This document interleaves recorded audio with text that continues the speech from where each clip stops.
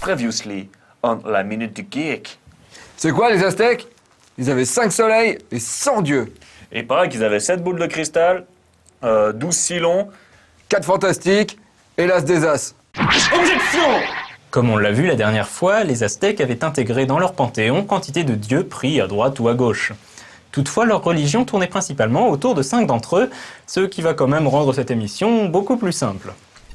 Tout d'abord, il y avait le saint patron des Mexicas, Huitzilopochtli. Fils de la déesse mère Coatlicue, il avait dû massacrer des centaines de ses frères et sœurs jaloux.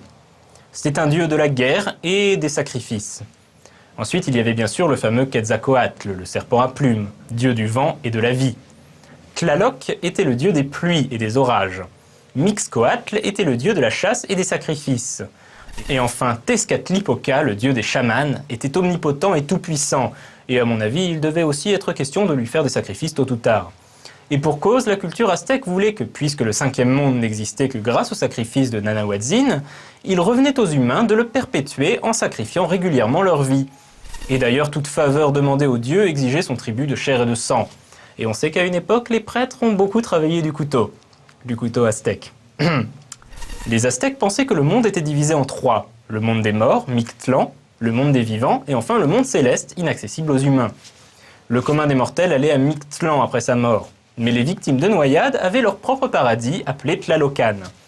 Les guerriers et les femmes mortes en couche étaient quant à eux réincarnés en oiseaux-mouches. De manière originale, les Aztèques croyaient aussi au pouvoir de la confession. Faute avouée était toujours pardonnée, du moment que c'était la première fois. Pour les récidivistes, eh bien, disons simplement qu'ils avaient l'honneur d'assurer la survie du monde. Enfin, une dernière chose importante, les Aztèques croyaient en un pouvoir nommé le Teotl.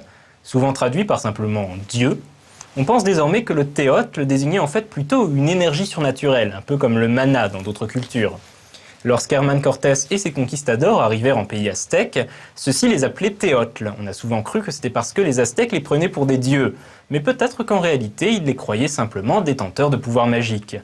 Quoi qu'il en soit, l'arrivée des Espagnols s'est révélée une mauvaise nouvelle pour les Aztèques.